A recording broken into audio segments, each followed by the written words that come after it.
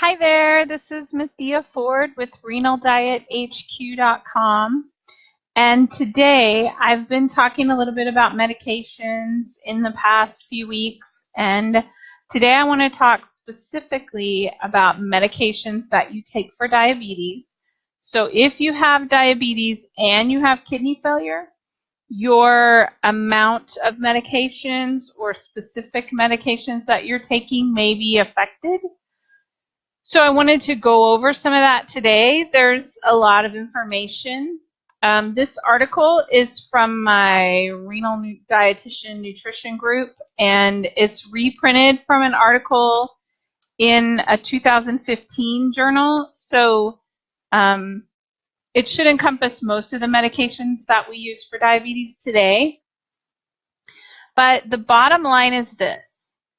There are certain medications are processed either by your kidneys or by your liver. Usually, there's some other really fringe ways things are processed, but for the most part, it's your kidneys or your liver. And the medication that are processed by your kidneys are going to be most affected. So it's kind of the opposite of what you might think. Your kidneys are not eliminating this medication, so you may think it's less effective and you need more, but what actually happens is you maintain that level of the medication in your blood for a longer period of time, and therefore you may need less of the medication. So I just want to go over some of these medications and highlight for you the differences, and then you need to talk to your doctor about it. So what you can do is go to them with the information and ask them if your medications are properly done or if there's a different medication you should try based on your stage of kidney disease. So basically, there's different types and ways that medications affect your kidneys and affect how they adjust your blood sugar. So a lot of people with kidney disease got it because they have diabetes, because they may have had poorly controlled or just over a long period of time it caused damage to your kidneys. So medication, I'm trying to look at this so I say it right, and I don't want to confuse you. There's medications called DPP-4 inhibitors, and what they do is they increase a peptide in your body that, by reducing an amount of an enzyme that usually takes out that peptide. I know that's really, really not easy to understand, but so these typically, because they're not affecting your insulin directly or your blood sugar directly, tend to not have a high incidence of hypoglycemia, low blood sugar. So these medications, just to help you understand specifically, are like Januvia, also known as sitagliptin, Onglyza, and Nasinia.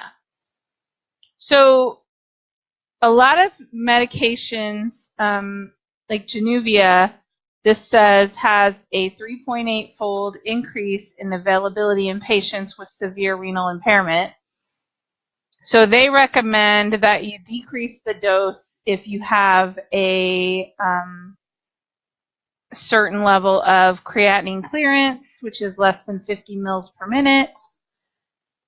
Also, they recommend for Onglyza that the dose be decreased because it's also affected renally, released renally. And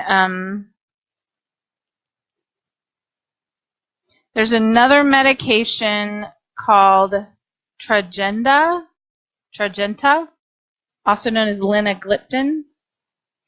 And it's more useful because only about 5% of it is eliminated through your kidneys. So it's not as likely to affect your kidneys. So they recommend that one be more used more often. I'll kind of go over a review here at the end. There's another class of medications that basically they're called GLP-1 antagonists, and they stimulate your glucose-dependent insulin secretion. So that means when you have too high of a blood glucose, these GLP-1 agonists help that to stimulate the release of insulin to bring down your level of glucose. Byetta and Biduron have been studied a little bit, and then Victoza is also studied, but not very much. So there's another one called Trulicity, and I'm going to see the recommendations on those are, let me see where it is called.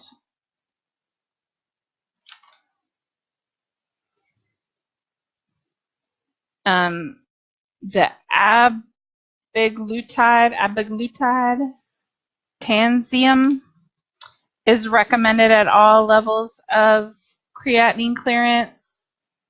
And then Liguratide, which is also Victoza. Just those are the shots that you usually take, and they're pretty popular. They work pretty well, but they can be affected by the amount of kidney damage you have. Haven't been studied highly, so it's going to matter. You just want to watch your blood sugar. That's the bottom line with these. You want to watch your blood sugar level even more closely as your as your diabetes and chronic kidney disease worsen. So things like insulin are recommended throughout if you need them, even on dialysis. Most of the other medications are not recommended on dialysis because they're not highly studied.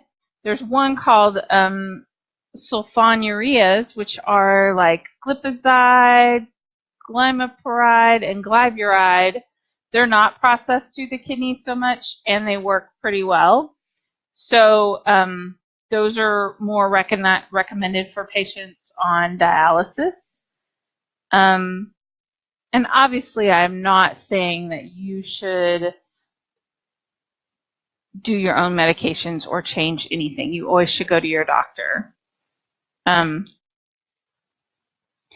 just wanted to go over with you kind of the highlights, because there's medications like Invokana and Farxiga that are highly affected by your kidneys, because basically they cause you to put more glucose into your urine, basically reducing that total amount in your blood. And those are effective, but they can be affected by how bad your kidney disease is. In review, kind of as a dietitian thinking of clinical outcomes, you want to pick medications that are not very heavily processed through your kidneys. And these are for your doctor, obviously. So what I would do as an outcome of this is just look at talking to your doctor and saying, is this the best medication for me? Is it the right dosage based on my state of kidney failure? And what can I do additionally to help control my diabetes? So is there another medication I should take? Is there a way we should change this? Should I take my blood sugar more often?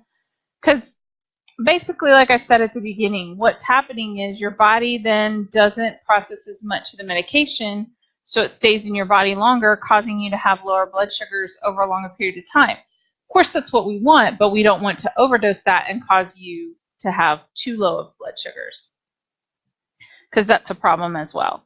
So I encourage you to talk to your doctor about it.